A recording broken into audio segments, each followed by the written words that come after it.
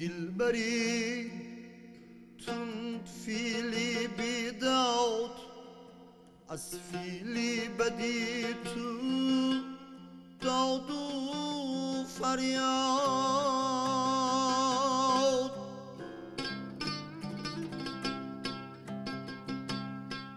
در عهدی تو از خاطرم شد از یاری کهن نمی کنی یاده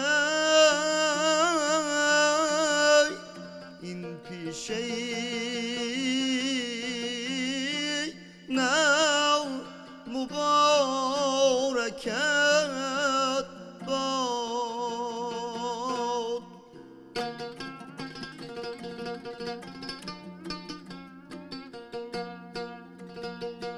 ای سرویس من بری قبا پوش کردی تو منی از این فراموش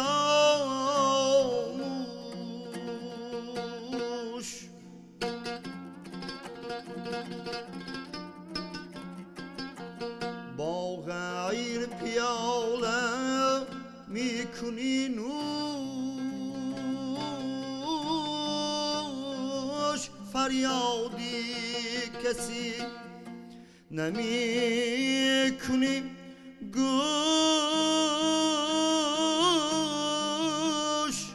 پیشی کی کنیم از تو فریاده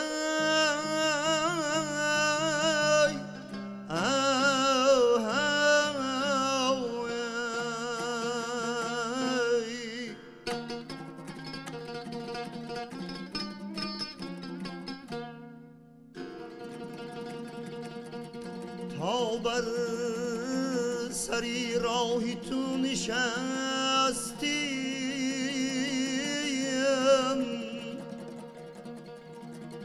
از نیکو بدی جهان برستیم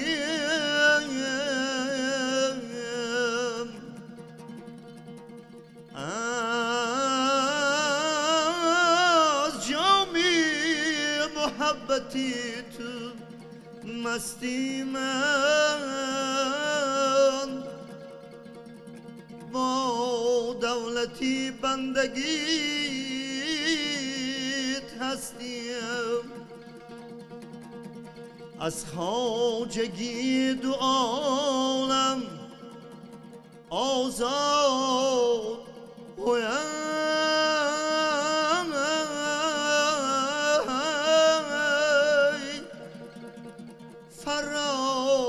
فراشی رهی خداست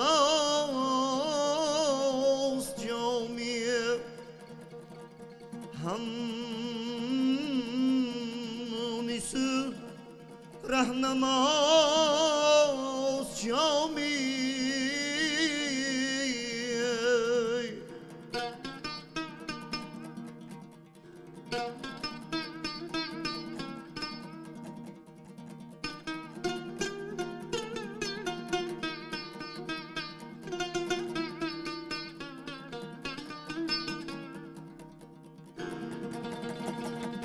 مرغی چمنی وفاست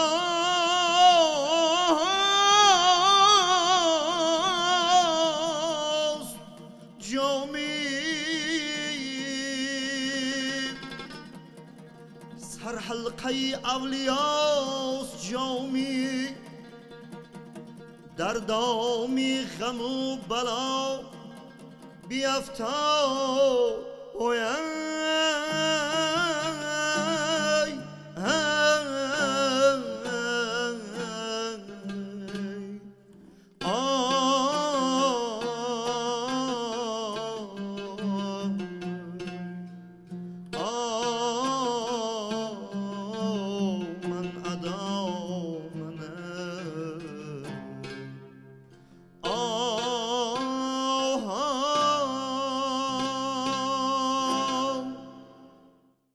درود عزیزان، باز هم برنامه خاطره هاست منظور شما. شاهکاری های صنعت موسیقی ما که دامنه‌دار است، فراخ است، رنگین است. از این رو هم ما قریب در هر نشری برنامه خاطره ها دست میزنیم به اون، کمی یادرس میشویم، خاطرات خود را با همین رنگین میگردانیم. عزیزان، امروز باشد خواستیم پورا برنامه خاطره ها را به همین گونه شاهکاری ببخشیم. به یکی از نفرانی که سازنده همین شاهکاری می باشند، صادرخان بابا شریفوف که همگان با نام صادرخان حافظ می شناسند سود و نوایش را، آهنگهایش را و اون مکتبی که به ما میراث گذاشتند. و باز هم دعوت نمودیم دوستی همیشگی خود را، معلم کلان کنسرواتوریا، هنرمند انسامبل شش مقام فیلارمونیای دولتی زایشاه حیدرов و در اسباب دوتار باشد بختاور شریفوف. هر یک شما را خوش آمدید میگوییم. شما تشکر زیاد میگوییم بر شما، چون همیشگی ما در این برنامه کوشش کرده سادیم که فعال باشیم و آن استادانی که در موسیقی تاجیک، در موسیقی ملی تاجیک، مخصوص در موسیقی شش مقام یک سهمی با سزا گذاشتند و ما کوشش نموده ایستادیم که اون اثرهایی که از طرف هنرمندان ورزیده تاجیکی برای ما سرودهای ایجاد نمودند، اثرهای ایجاد نموده برای ما میراث گذاشتند، باید ما این میراث گرانبهای ملت خویش را پاس داریم و آموزیم و به نسل نورس برسانیم. استاد صادرخان حافظ برای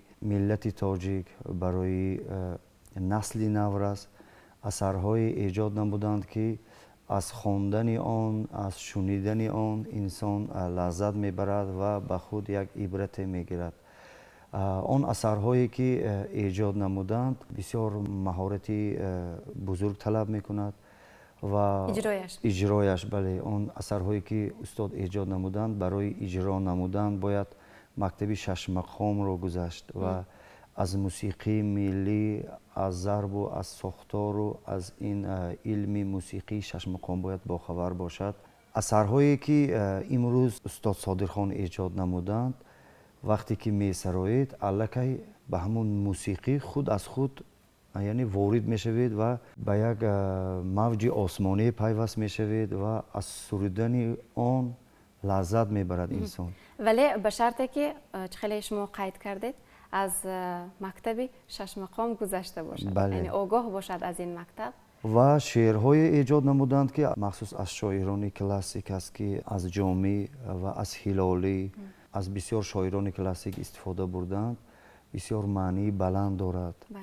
چون حاضر سرایدم این سفت پنجگاهی صادرخان هست که این را استاد هنرمند مردمی تاجیکستان جوریبک نبیف بسیار همراه فرزندشان بسیار با سطحی والا سراییدند. بسیار اثرهایی که ما حالا می سراییم استاد صادرخان حافظ یک قالب شکنی کردند. وقتی که سرود را می سرایید ضرب می رود در مابین سرود یک شهد پیدا می شود. بله. و همون شهد یعنی ستایش و اون هنرمندی که اگر چون گفتیم شش مقام گذشته باشد آزاد هست باید هنری خود رو، استعداد خود رو در همون جایی که یعنی سرودی کلان میگویند، یعنی کته اشوله هم میگویند و سرودی کلان هم میگویند، مثل آن سراییده می شود. باز به موضوع اساسی وقتی شهد را سراییدید باز به همون موضوع اساسی پیوست می شوید و همین گونه سرود تمام می شود. بله. و آن اثرهایی که مثال کریم قلبیگی، دلخراج صادرخان حافظ در همین مابین هایش یعنی یک شهد دارد و همون هنرمندی که می سراید در همونجا یک درد و احساس خود را به همون شنونده یعنی گفته می تواند. قشقرچه اشاق صادرخان امروز یعنی ما فروغ اشاق صادرخان میگوییم، همه هنرمندان سراییدند الکی از همون سرود الکی مکتب استاد عیان می شود. مکتب خوجند عیان می شود. تفاوت دارد. بله، الکی فرقیت هست از دیگر سرودهایی که استادان ایجاد نمودند. من فکر میکنم که یکی از مکتب‌های بزرگ در فرغانه این مکتب صادرخان حافظ است. بله درست است و حتی همون محیط یعنی محیط فرغانه نیست برای پایه‌گذاری شدن همین گونه یک مکتب تاثیر خود را گذاشته است میگویند. ولی میدونیم از آن که صادرخان حافظ تازه کاری کردند، صادرخان حافظ قالب شکنی نمودند، ولی چرا اینقدر وقتی که محض سرود صادرخان حافظ را گوش میکنیم کس را تسخیر میکند، اینقدر گوشنواز است؟ چون قریب همگان همون نفرانی که استاد می باشند، استادزاده می باشند، مکتب خود را ماندگار کردند، قالب شکنی کردند، ولی چرا دیگرگونه به گوش می رسد صوت صادرخان؟ من فکر می کنم که استاد مکتبی استاد شاگرد را مکمل گذاشتند و از علم شش مقام بسیار واقف بودند و ملکه و استعداد استاد بسیار زیاد بود. چون هر یکی ما میدانیم که در آن دوره در چایخانه های فرهنگی، در خانه هایی که در آنجا هم خوراک میپختند و در همون چایخانه هایی که چایخانه ای که هست در همونجا هنری خود را صیقل دادند. در آنجا تمام هنرمندان جمع می شدند و سرودسرایی می نمودند و از همون استادانی که در اونجا سرودسرایی می کردند اینها لذت می گرفتند و می آموختند. چون استاد و شاگرد بود، یعنی از دهان به دهان. وقتی که ما نوت را می گیریم و از روی نوت می خوانیم آن دیگر چیز است. وقتی که با استاد روپرو می ایستیم با طور شفایی درس می گذاریم این برای موسیقی ملی بسیار یک فایده بلند می آورد و همون استاد با همون نالیش و چگونه همون نازکی های ناله های شش مقام رو گرفتن رو بسیارتر خوبتر می آموزیم. بله درست است. اینجا چایخانه گفتید، یک قصه عجیب به یادم آمد درباره صادرخان حافظ. واقعا وقتی به یکی از چایخانه های محل خود با نام الهام سماوارچی می روند و در آنجا از پلاستیک یکی از سرودهای بسیار قدیمه و بسیار نامی را گوش می کنند و بعدا خلاصه می برآورند که همین تجهیزات زمانوی که حالا برآمده است یعنی با نام پلاستینک خوب است و این بر فایده کاری مردم است، یعنی باز هم میتوانند مخلصان زیادتر بیشتر خوبتر گوش کنند. پس از آن ثبت آوازی میکنند. 5-6 تا حال در خزینه رادیو میراث مانده است برای ما. بله و امروز میراث برندگان استاد صادرخان حافظ بسیار هستند. وقتی که ما استاد معروف خواجه بهادروف را گوش میکنیم فکر میکنم که مکتب معروف خواجه بهادروف عیناً همون مکتب صادرخان حافظ است. با آن مانندی دارد. چون گفتم هنرمندی مردمی تاجیکستان استاد جوربک نبیف اثرهایی که استاد صادرخان ایجاد نمودند بسیار با سطح عالی سراییدند. و ما جوانان امروز از سرودهایی که صادرخان حافظ سراییدند ما از استاد جوربک نبیف شنیده ایم و از آن کس لذت گرفته ایم و آن اثرهایی که اون کس سراییدند ما از آن آموخته هستیم. بله درست است و یکی از سرودهای بسیار معمولی صادرخان حافظ با نام عشاق صادرخان است که فکر میکنم این سرود یکی از سرودهای همیشگی محفل ها تمام چاره‌بینی ها میباشد. بیاید همین سرود را نیز منظور بیننده میگردانیم، بازخوانی میکنید، پس آن صحبت را محض درباره همین سرود ادامه میدهیم. خوب شده است.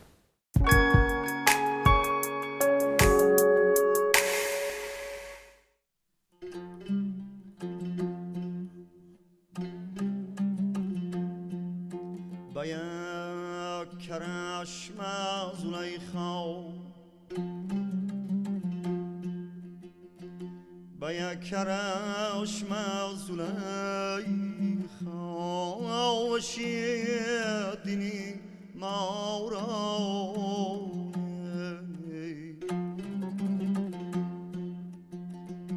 چونان را بود که یوسف دلی زلیخا را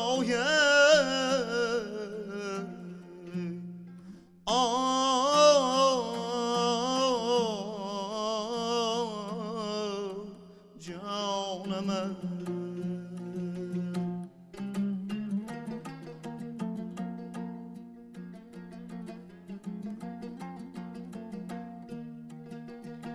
فیغان کی مرغی دلم سید طفل نادان است که بال و پر شکند مرغی رشته بر پا را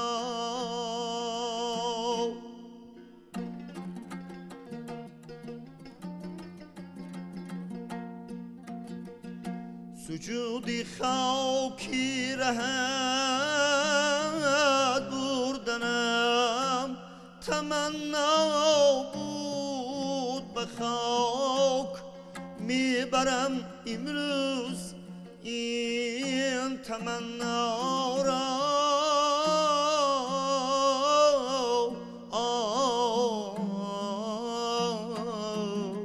یادم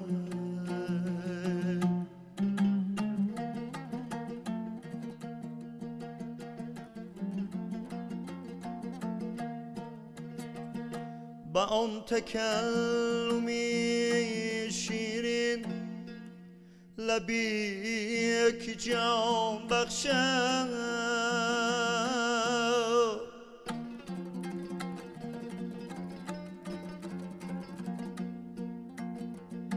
بدم زدن نتواند کسی مسیحا را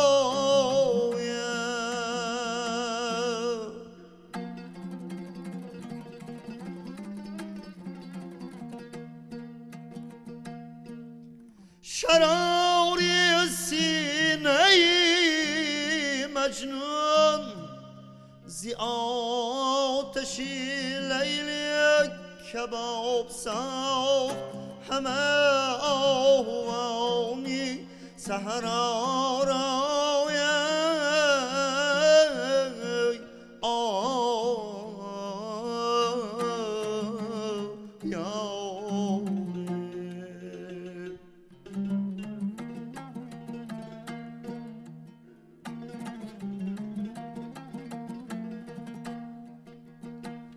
کرشمه های غزالانی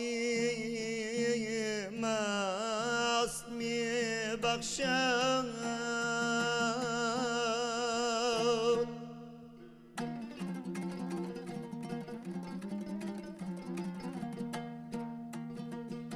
فراغت از دو جهان عاشقانی شیدا را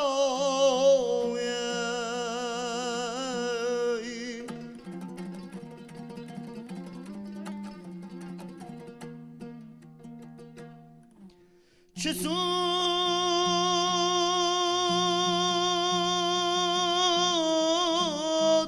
پندی کسان چون نمی برد زی دلم هوای قدی دلارم روی زیبا روید داده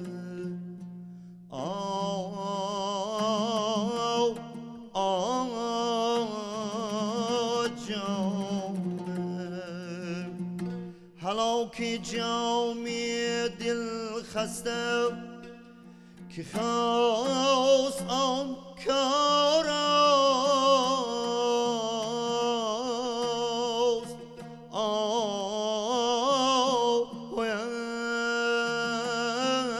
به شکل و شیوه سوارانی سر بالا را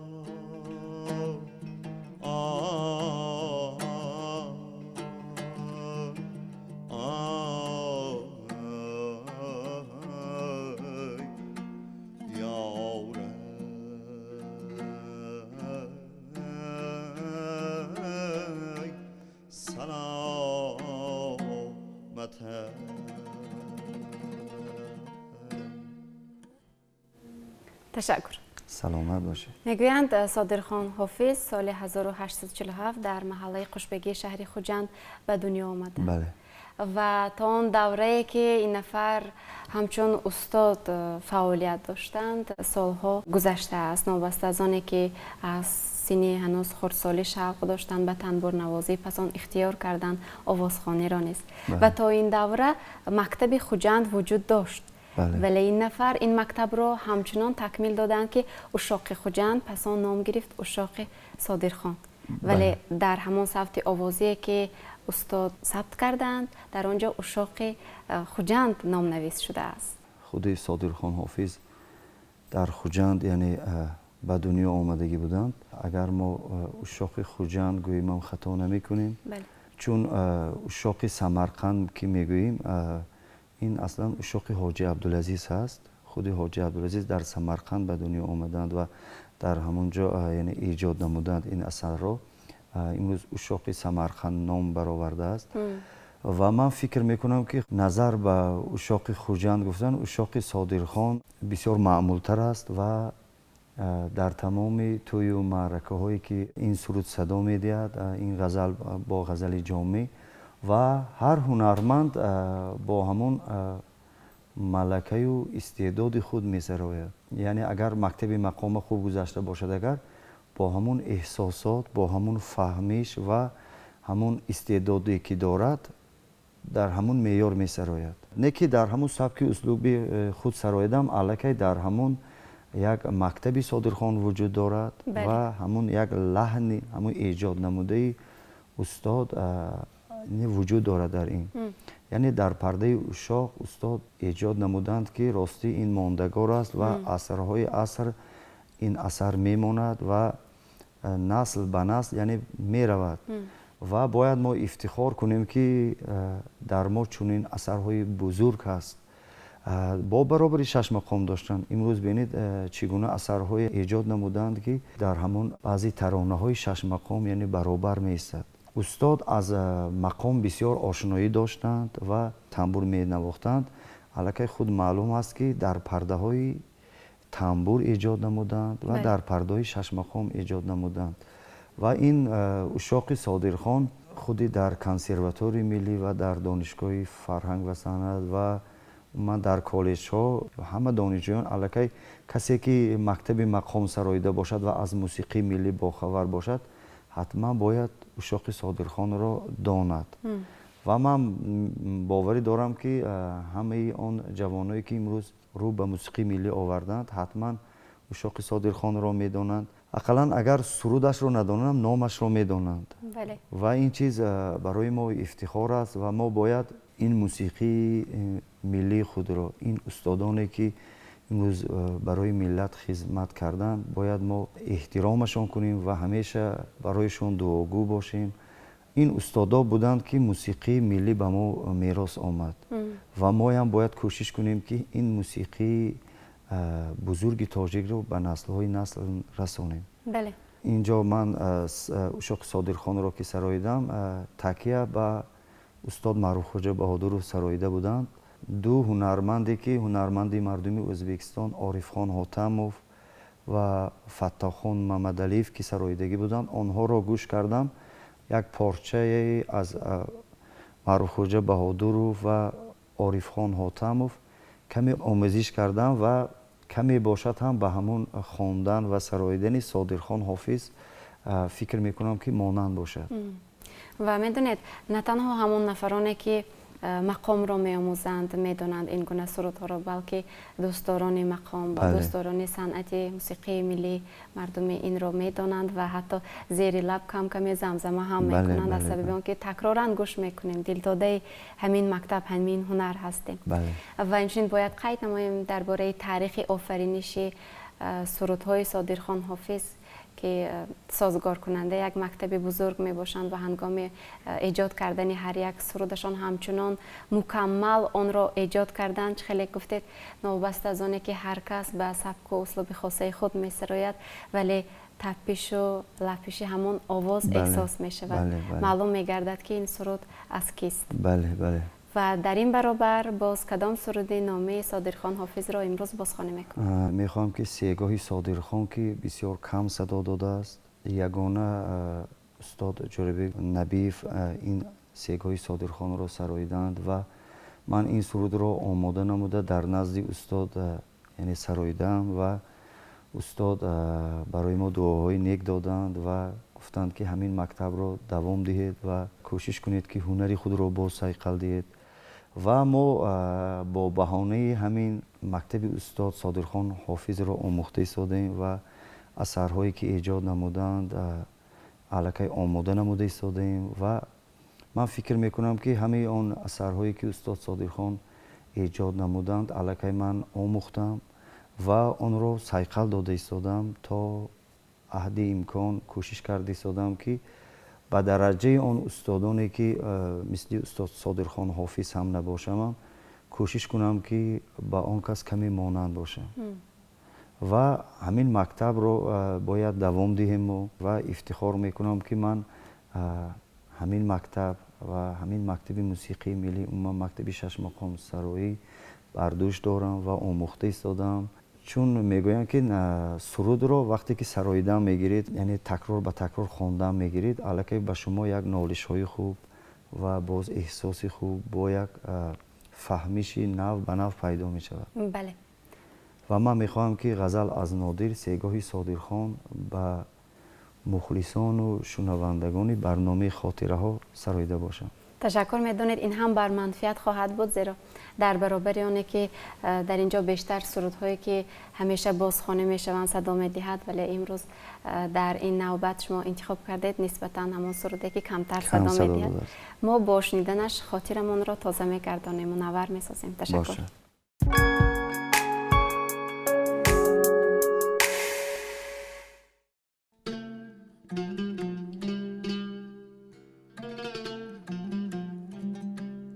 از بخت کرشم کشته ایم سروی قامتم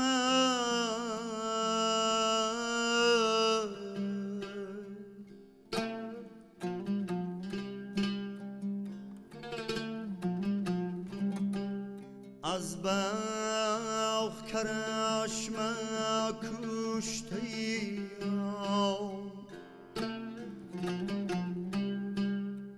سروی قامتم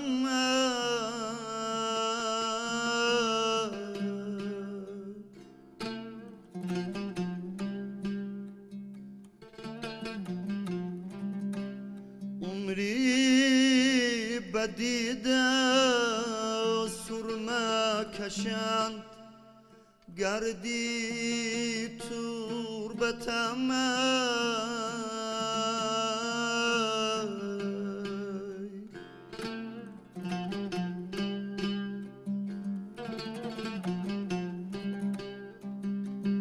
شاخی ترم که تازه از گلشن بریدم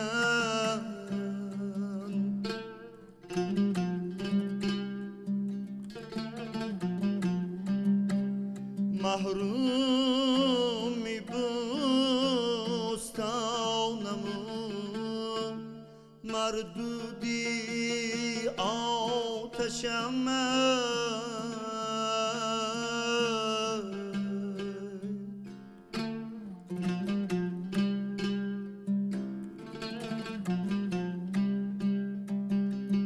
مجنونی دشتی زردم و فرهادی کوی غم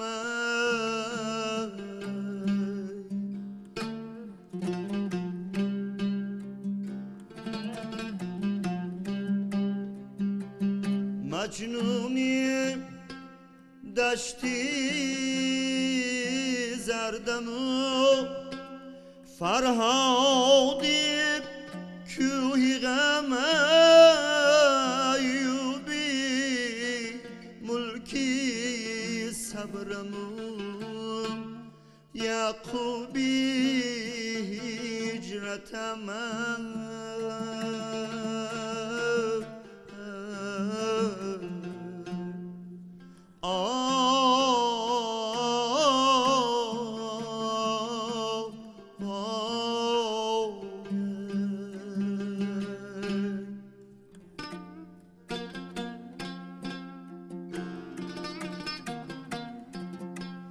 در محفلی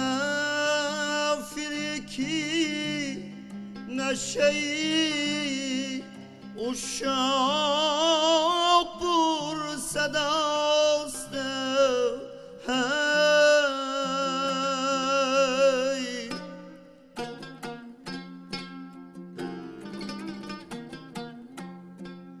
قانون نما سوزشی داغی محبت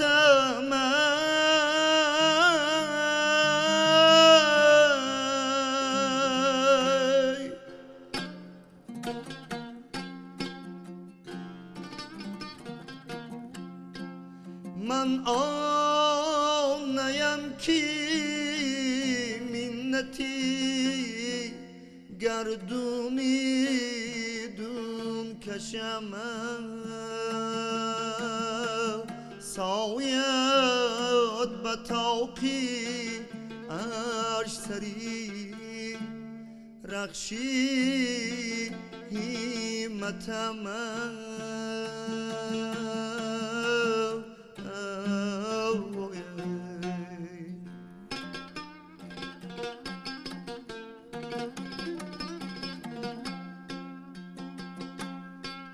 نادر نگاهی مستی کی محوم زخیش کرد سر تا به پا چو آینه لبریزی حیرتم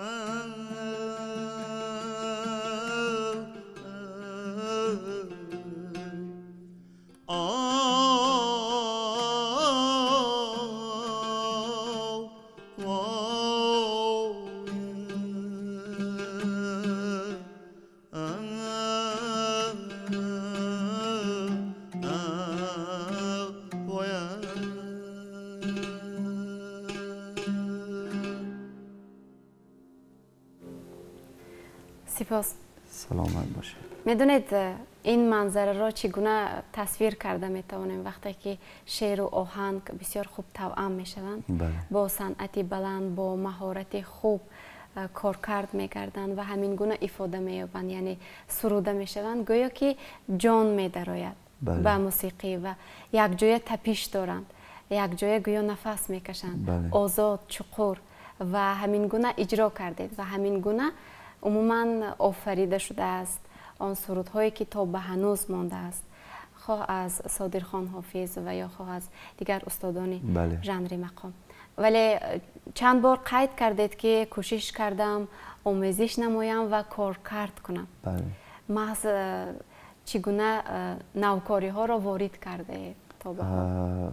اون درجه که صادرخان حافظ سراییدند و اون درجه که استاد جوربک نبیف سراییدند ما حالا جوان هستیم و هر سرود با مرور زمان با همون دور زمان با خود یک فکر میکنم که یک ناله یک لحپیش نوی پیدا میکند، چون استادان سراییدند شاید ما به درجه اون استادان سراییده نتوانیم، لیکن تا حد امکان شاید همون من احساس خود را به آهنگ وارد میکنم، با یک فکر میکنم که گجاشه باید پست خوانم، گجاشه باید بلند خوانم و این وابسته به همون استعداد و ملکه همون سراینده وابستگی دارد و فکر میکنم که آن دور شنوندگان و گوش کنندگان سرود دیگرگونه بودند و این زمان تکنیک ها دیگر است و جهانبینی انسان دیگر است. با مرور زمان وقتی که ما می سراییم ما خواهیم نخواهیم دیگر می شود، شاید یک نالشی نوی پیدا می شود و شاید یک فکری نوی پیدا می شود. صنعت ما یعنی چیزی یک شخشونده نیست، با مرور زمان تغییر یافته می ایستد و شاید یک نوگانی می شود. باز برای امروز جوانان که بسیار به موسیقی زمانوی میل دارند ما می توانیم که як асарҳои дар пардаҳои шаш мақом умуман эҷод намуда истода, шояд як навгоние карда бошем. бале. ва мо иншоалло кӯшиш карда истодаем ки ин асарҳое ки устодон эҷод намуданд, мо фақат аслии худро меомӯзем ва мехоҳем ки дар пардаҳои шаш мақом асарҳое эҷод намоем ки талаботи замон бошад. ва ман фикр мекунам ки асарҳое ки устод эҷод намуданд, ин давр ҳам бисёр шунаванда ва мухлисони худро дорад, лекин дар он давр бисёртар боз талабот зиёдтар буд ва шояд барои устод илҳом меоварданд ки барои ҳунарманд фақат таъриф кардан ва қарсак задан бас аст. ва барои ҳунарманд як таърифе мекунед, аллакай ӯ ба худ илҳом мегирад, чанд асари наве эҷод менамояд. дар ҳақиқат устод бузург ҳастанд. умуман ҳунармандони мардуми тоҷик, ҳунармандоне ки барои мусиқии миллии худ хизмат намуданд, бисёр саҳмашон бузург аст, барои насли навраст. моям кӯшиш кунем ки дар пардаҳои шашмақом эҷод намоем. устод Содирхон Ҳофиз шашмақом ҳам месароиданд, лекин бинед асарҳои эҷод намуданд, номи устодро асрҳои аср то ба замони мо зинда нигоҳ дошт ва зинда нигоҳ медорад. бале, дуруст. ва ин бузургӣ ҳамон ҳунарманд аст. мисол устод Боймуҳаммад Ниёзов, устод Ҷорибек Набиев, устод Одина Ҳошим, устод Зафар Нозим, устод Ҷорибек Муродов ва ростӣ аз номбар кардан баъзан дар ҳайрат мемонед ки ин гуна устодони санъати бузург дорем. мо бояд мо ифтихор кунем. мо вақте ки ба дигар давлат меравем, мо бо мусиқии худ қоил карда метавонем. ба мусиқии миллии худ ҳамон мардумро ҷалб карда метавонем. бо мусиқии онҳо мо онҳоро қоил карда наметавонем. танҳо бо мусиқии миллӣ ва онҳо ҳам барои мусиқии миллии худо мо як бо шавқ, бо ҳамин созҳое ки мо дорем, барои онҳо як аҷоиб аст ва бисёртар таваҷҷӯҳ мекунад ба мусиқии миллии мо. ва умуман агар ба рӯйхати устодон назар андозем, дар ҳақиқат ҳам хеле дароз аст. вале бубинед ки ҳар яке аз инҳо навкорие кардан, бо ҳамин васила устоди ҳунар шудан, устоди санъат. ва умуман услуби нав ҳамин гуна рӯи кор меояд, яъне бо воситаи ворид намудани эҳсос, идрок, фаҳм ва ҳамон лаҳпишу тапише ки хоси ҳамон нафар аст. бале, як қолабшиканӣ кӯшиш мекунам ки ман дар ҳамин мактабҳои устодон яъне мушоҳида мекунам, аз якдигар фарқият дорад. умуман тафовутшон бисёр зиёд аст. шояд ҳамин як мактабҳои имрӯз устодоне ки мо дорем, агар кофтукоф кунем ва дар бораи тарҷумаи ҳолашон, дар бораи эҷодатшон шояд чандин китобҳо пур шавад. ва мо ҳам аввал ҳамин мактаби устодоне ки имрӯз ҳастанд меомӯзем. вақте ки омӯхтем дар равияи устодон, такя ба ҳамин устодон, як асарҳои ватандӯстонаву барои самимияти ин ватан ва барои дӯстдории ин ватан асарҳое эҷод намуда бошем. бале, дуруст аст. ва биёед суруди охиронро низ манзури бинанда гардонед ва хуб мешуд агар ин суруд қашқарчаи ушоқи Содирхон бошад. бошад ва кӯшиш мекунем ва дилхироҷи Содирхон ва Каримқулбегӣ ки устод эҷод намудам, инам як шаҳди бисёр зебо дошт ва ман мехоҳам ки хоҳиши шуморо иҷро намоям ва қашқарчаи ушоқи Содирхонро ба шумо ва ба мухлисони телевизиони Сафина пешниҳод менамоям. сипос. пас дӯстон, суханро ба дарозо намекашем то ин ки ҳамин наво, ҳамин садо шоми имрӯзаи моро мунаввар гардонад. бо пешниҳоди суруди охирон ба шумо хайр мегӯем. шоми бо фароғат насибатон. марҳамат.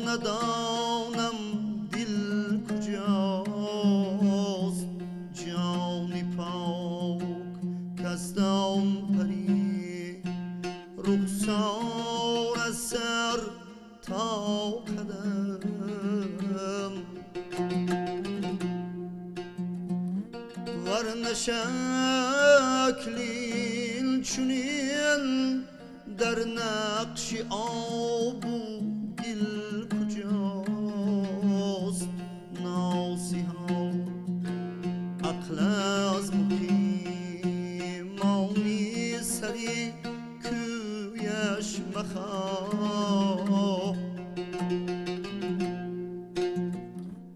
ما همه دیوانه ایم اینجا کسی عاقل کجاست ما همه دیوانه ایم اینجا کسی عاقل کجاست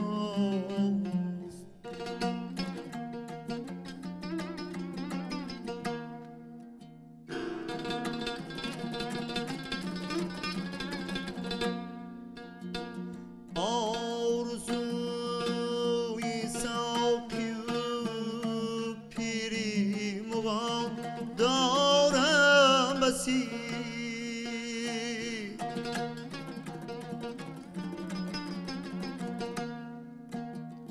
آن جانی خوب رو عمر شده کامل کجاست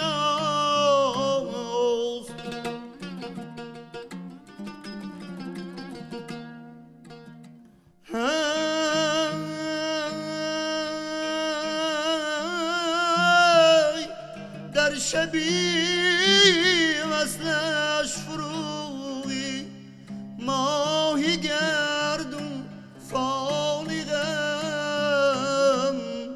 این چونین ماهی که من دارم در آن محفل کجاست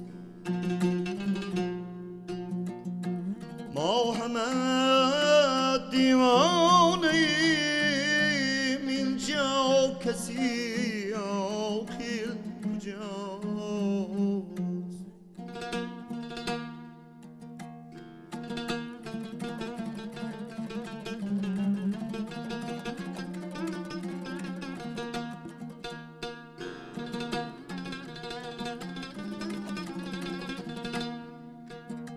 چون هلالی حاصلی ما دردش آمد ولی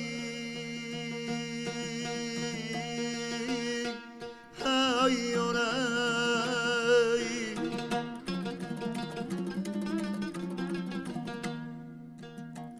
ایش بازان را ایزود بی حاصل کجاست عشق بازان را ایزود بی حاصل کجاست